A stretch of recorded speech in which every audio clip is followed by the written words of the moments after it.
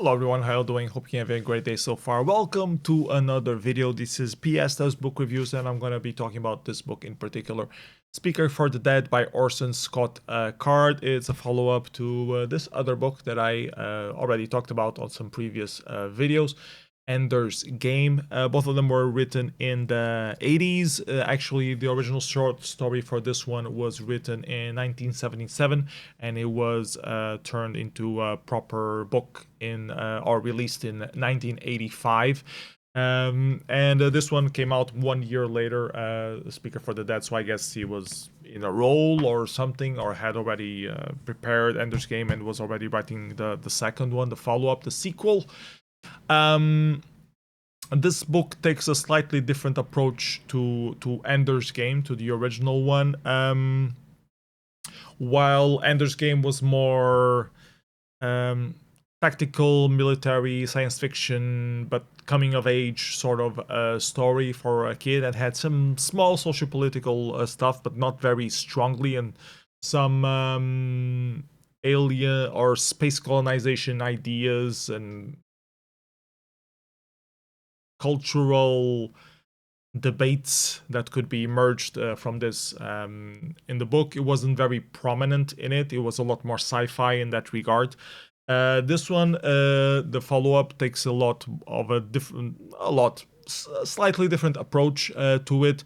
It's a lot less tactical, although there are some tactical battles in it, but most of them are of the mind, or clashing ideas, trying to convince other people of point of view, or trying to convince others to help you. There are also some very interesting alien culture ideas on it, how to adapt to other ideas, the clash between different cultures that happens, both between humans and other races, and also within human society itself as well. Overall, it's a book about space colonization. There are quite a lot of them by now. They were particularly popular in the 70s and 80s. It won the Hugo and Nebula Awards, which is also very good references when talking about science fiction. And I think I only read 2 other books that had won both of these awards, probably 3. I'm thinking of Dune by Frank Herbert and Vincent Vaughns, I think it's his name. That I also read a few Deepness in the Sky and A Fire Upon the Deep. Those were the sci-fi ones that I read, that I think also got these 2 awards. I see a lot of parallels between this series of books by Orson Scott Card and Isaac Asimov's books as well, both the Robots and the Empire series, and also Dune. Although those have similar traits of having this socio-political thriller vibe to it, where you see a lot of people talking about their ideas on how they perceive the world, and then having a meeting with other people who have opposite things, and they have to improvise some things and change some stuff, and they say things that were not what they were thinking before. And then the outcome of the meeting is different than both sides had predicted, and they have to adapt to that. So we see a lot of that or I have seen a lot of that kind of stuff in Dune. Not the original Dune, more the follow-up Dunes, the remaining books of the series. Still by Frank Herbert, not his son. That's when I became a bit more interested in that kind of narrative or way to drive the story.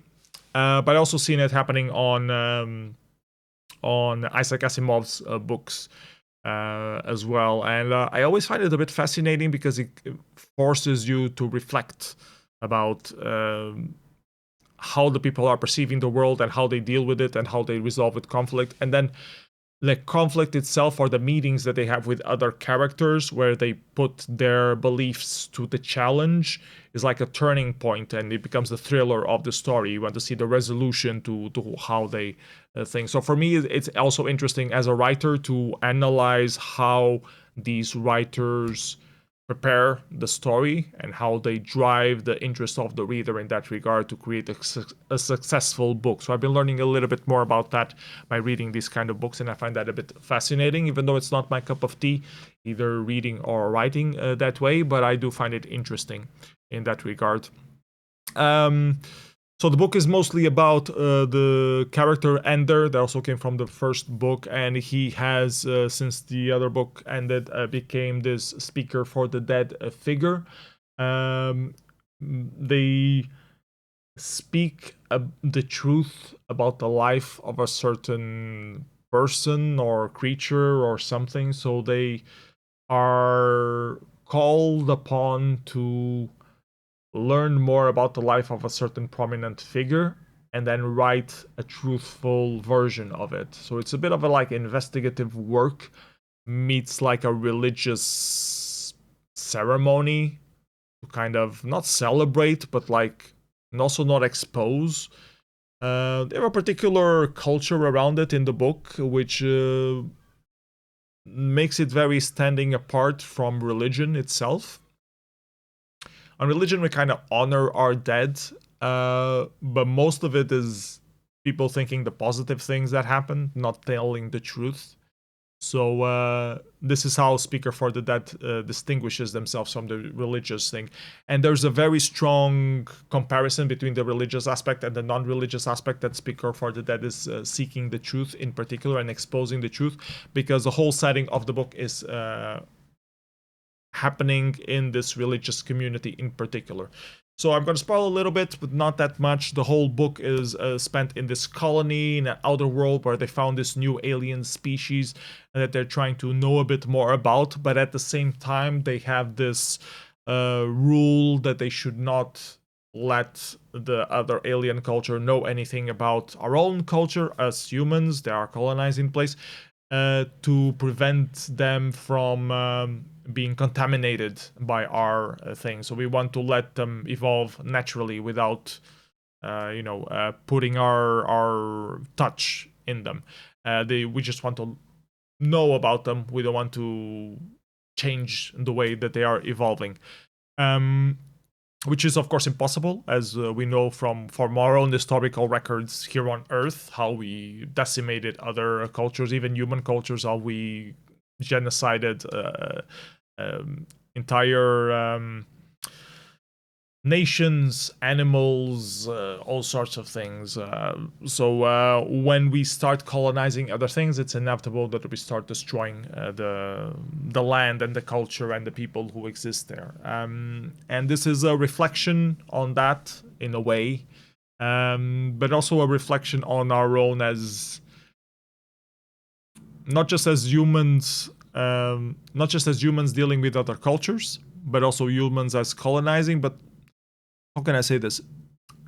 It's not really criticizing the expansionist aspect of human nature. And I guess most races are expansionist. It's one way to survive is to expand like hell. But it's a recurring theme in a lot of science fiction and space exploration things. You know, if you would be able to travel to other galaxies and you would see life there, what would you do with it? Would you just, exterminate it willingly or unwillingly to extract whatever you can from there? Or would you, try to study it and learn something from it and try to collaborate? I think it's a recurring theme in a lot of science fiction movies, and for good reason, because it's an internal human struggle and discussion, a continuous discussion. Whenever we try to go somewhere, there will always be someone who tries to do stuff for the profit of it, and someone who wants to communicate and not soil what is existing there, because they know that culture will be lost, knowledge will be lost, we will be making the world a worse place if we do so. So yeah, a returning theme. What else can I say about the book? The colony is very religious based. It's very Portuguese based, actually, which was an interesting aspect. I did not know that it was about a Portuguese colony. I think someone wrote me about that when I was talking about reading this one. I believe so. I'm not sure who anymore. I I found that aspect a bit interesting. I get how some people will find that exotic and more interesting to read the book because of that, because it has a lot of quotes in Portuguese that then are translated to meet the, to explain in English what it means. The author probably had to be in contact with some Brazilian people, maybe even living in Brazil for a while, to know these expressions, understand these expressions, use these expressions properly. So in that regard, it's an interesting book because of those little niche details that would not see from most authors. It's a nice way to make to give your work a little bit more of a unique touch and character. So I did like that kind of aspect. For me, being Portuguese or not being Portuguese, it's all the same. If it was in Chinese, it would be equally interesting. But yeah, still cool to see that. I did not like the religious aspect because I'm not a religious person. For me, it's just fanatism. But I do understand that it's an important part of current society and society in the 80s when this was booked. So I understand why it's there. But I would expect that when we are colonizing space in the eventual future, we would already be completely science-driven and not believe in a higher power that created the universe. That is my personal belief. That is my personal hope. That we would not be relying on an abstract entity to resolve our problems for us when we are trying to colonize others. But it is one aspect that is mentioned in this book, is like the need for some of the people there to want to there's a special word for this. Same thing that you did when you went to Brazil originally. We went there to give our religion to them. There's a special word for this. It's not colonization, indoctrination maybe, for a specific religion in particular. So you're spreading the word of the Lord. And then, yeah, and then they evolve with that word in them and they become religious as well to save their souls, even though they originally did not believe in it. Indoctrination maybe, I'm not sure.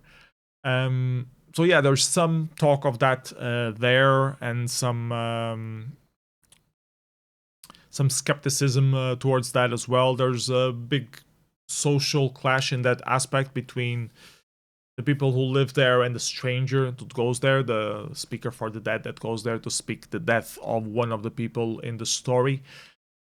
And that was an interesting clash and good dynamics, and had that social political thing that I was talking about from other science fiction works. What else can I say about this? It breaches or broaches a little bit about some dysfunctional family dynamics as well. Living in a lie, punishing yourself, that kind of thing exists there as well. A lot of biology and speculation on science fiction biology and xenology also is featured here. So that's an interesting read if you are into those topics as well. Yeah, overall I liked it. It was well thought of. The world was well considered. The story was well driven. Had this good moral dilemmas and clashes to happen, and it promises to be a good follow-up. I'm looking for the third one, which is called Xenocide, I believe. If anyone wants to gift it to me, I have the link for it on my Amazon wishlist, so please check that out. Would love to get that and read it up next. Other than that, that's all that I had to say about Speaker for the Dead. If you have read Ender's Saga, please let me know what you think about these first two books in particular, Ender's Game and Speaker for the Dead. Would love to hear your thoughts on what you thought was the most interesting aspect of the book. Let me know in the comments below, and I'll try to answer if I read it. I usually read all the comments on YouTube. So yeah, have a great day. Bye-bye. Read good books.